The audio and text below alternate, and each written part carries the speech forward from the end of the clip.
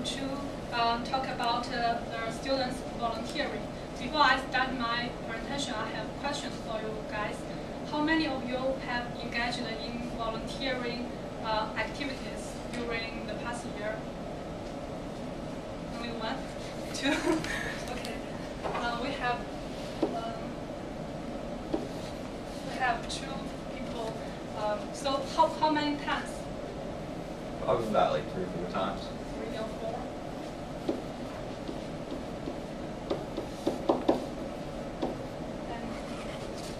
I don't want to show you up. Okay. 20 times? 30 times? 30 times? It's a lot.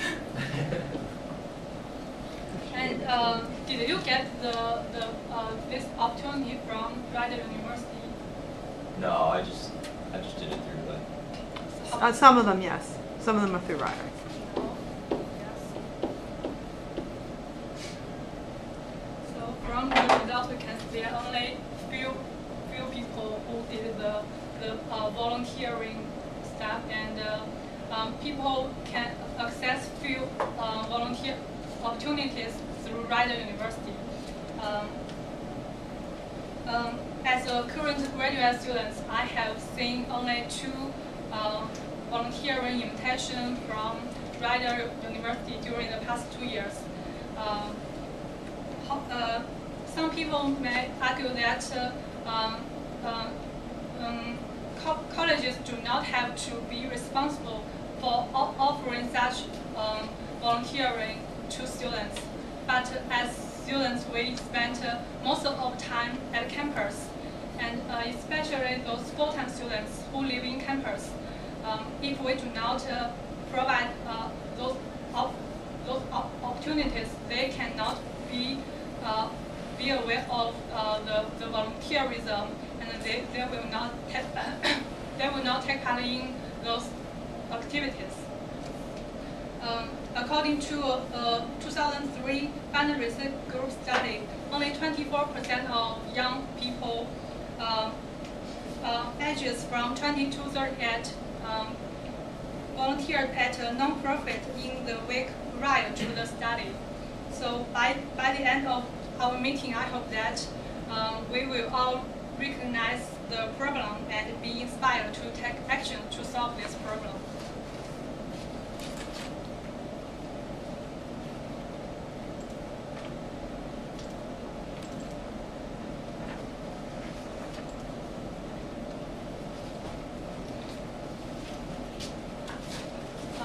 Now let's see why we should attract students to volunteering.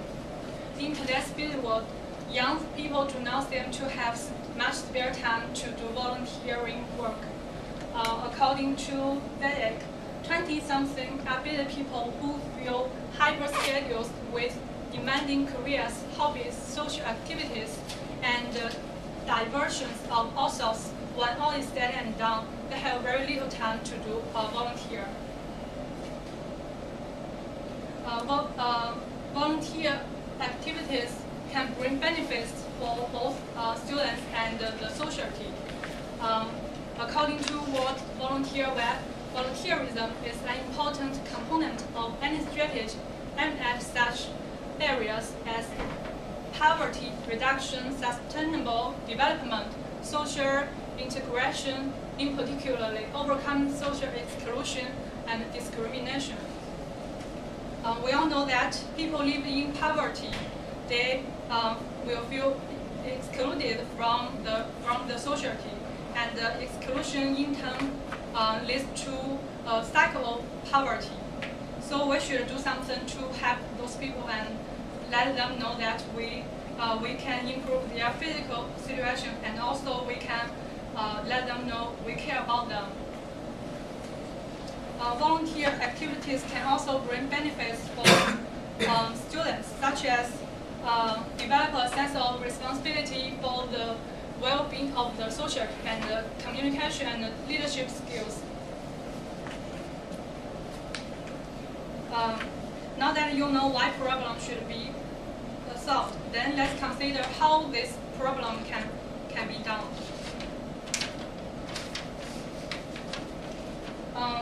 because there is no formal volunteer organization on campus, so there is a need for us to establish a functional volunteer program that focuses on providing volunteer opportunities for students. There are 3 factors we should consider in designing the volunteer program: flexibility, volunteering types, and travel distance. I will give details about them. First, flexibility. According to Lee, time constraints are cited as one of the major reasons why many people do not volunteer.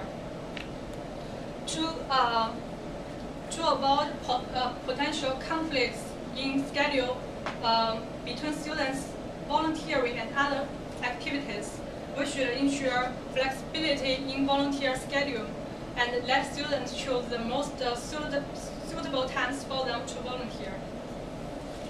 The second factor is the volunteering types. Lee said that a person is more likely to participate in a certain type of activity than other types of activity, depending on what he or she wants to gain from this experience. So, to solve this problem, we should provide different types of volunteering for students to choose. We also should consider the travel distance, because travel distance will negatively affect an individual's intention to volunteer. People might not be willing to drive a couple of hours to do a volunteer job. To solve this problem, we may consider examine the tolerance level of volunteering when it comes to traveling to volunteer work. If we do not solve the problem, students will continue losing the opportunity of developing a responsibility and some other important skills. By setting up the volunteer program, benefits will be generated for students and the society. Let's see the benefits. First, when students are able to participate in volunteer activities, they will develop a sense of responsibility for the well-being of the society.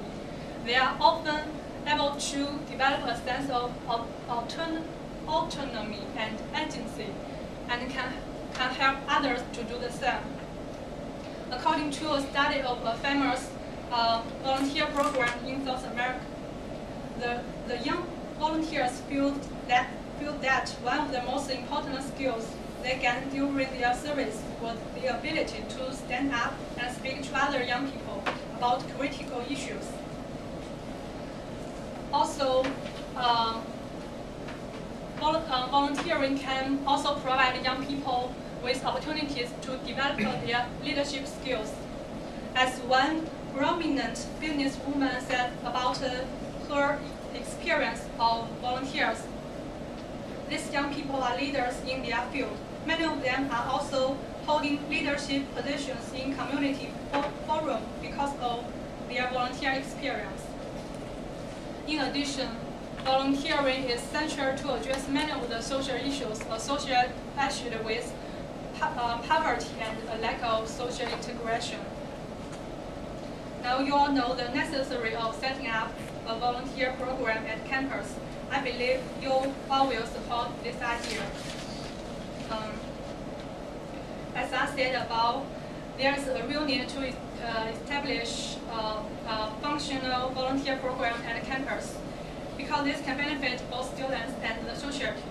Factors affect students' volunteer should be all considered when we take actions. I suggest conducting a survey that get students' preference about the volunteering schedule, types, and travel distance, so we can help the students find the most suitable time and place to volunteering. Thank you.